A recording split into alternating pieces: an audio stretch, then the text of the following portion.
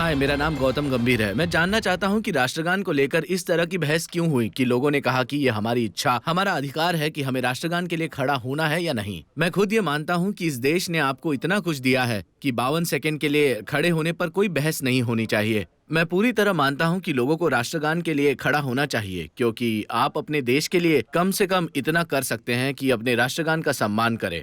चाहे वो cinema hall में बजाया जाए, चाहे उसे स्कूलों में बजाया जाए या और कहीं, जहां भी राष्ट्रगान बजे 52 सेकंड के लिए हमें खड़े हो जाना चाहिए। मैं इसका सच जानना चाहता हूँ। नमस्कारम गौतम।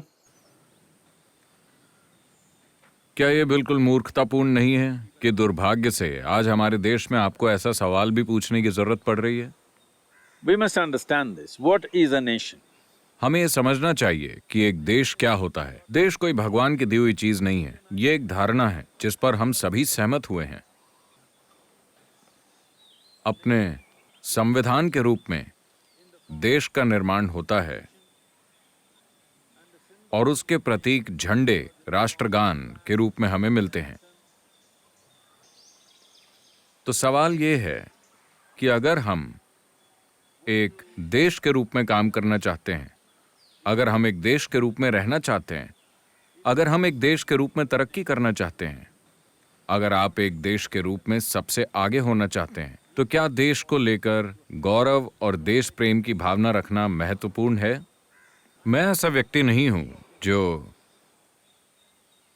राष्ट्रवाद की बातें करे।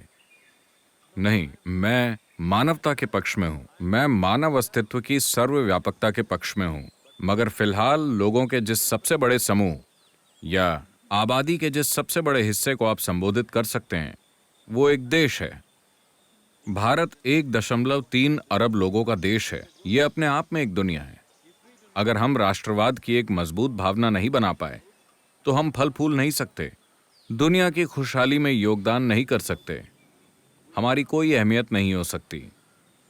तो राष्ट्रगान इसका सिर्फ एक पहलू है।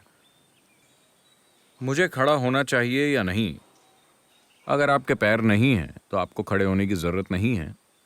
लेकिन अगर आपके पैर नहीं हैं तो भी आपको थोड़ा सम्मान दिखाना चाहिए राष्ट्रगान और राष्ट्रध्वज के लिए, क्योंकि ये राष्ट्रीयता के प्रतीक हैं। इसके जरिए देश एकजुट होता है।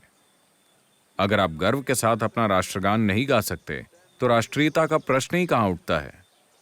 अब क्या मुझे खासकर सिनेमा हॉल में खड़े होना चाहिए? मैं सिनेमा हॉल में क्यों खड़ा हूं? मैं यहां मनोरंजन के लिए आया हूं। ठीक है, ऐसे लोगों से मैं एक सवाल पूछता हूं। आपने पिछली बार कब गणतंत्र दिवस की परेड में हिस्सा लिया था? आपने कब जाकर स्वतंत्रता दिवस के ध्वजारोहण में भाग लिया था? आपने कब कहीं और जाकर राष्ट्रगान गाया था? शायद हाई स्कूल में आपने किया, और वो भी मजबूरन। तब से आप सिर्फ इस देश का खाना खा रहे हैं, इस देश का फायदा उठा रहे हैं।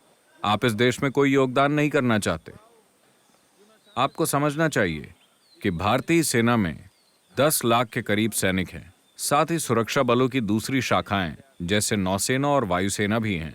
ये लाखों लोग हमारी सीमाओं पर खड़े हैं और रोज रोज लगातार अपने जीवन को जोखिम में डाल रहे हैं। हर दिन आपको मौतों की खबर मिलती है।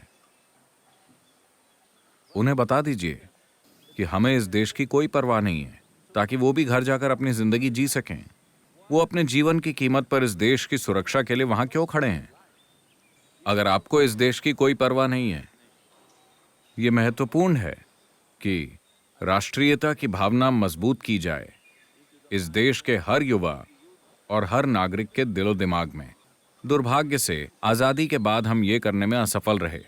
इसे आजादी के तुरंत बाद किया जाना चाहिए था, क्योंकि देश सिर्फ हमारे दिमाग और दिल में ही मौजूद होता है।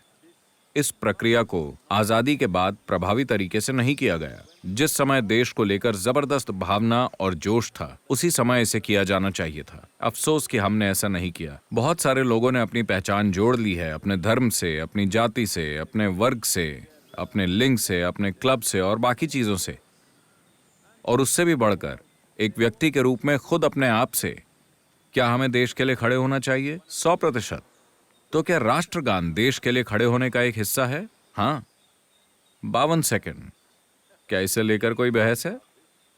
इस पर सवाल उठाने वाले वो लोग हैं जिनके एक हाथ में पॉपकॉर्न का भरा हुआ कैन है और दूसरे हाथ में कोक है। साफ है कि वो कुछ ना कुछ गिराए बिना खड़े नहीं हो सकते। ये तर्क का मुद्दा है। Let this argument stop. इस बहस को बंद कीजिए। अगर हम इन 40 करोड़ लोगों की परवाह करते हैं जिन्हें इस देश में पर्याप्त पोषण भी नहीं मिलता, तो ये महत्वपूर्ण है कि हम राष्ट्रीयता की मजबूत भावना से इस देश को बांधें। इसके बिना कोई देश नहीं होगा, क्योंकि देश कोई भगवान की दी हुई चीज नहीं है। ये एक सहमति है जिस पर हम सभी पहुंचे हैं।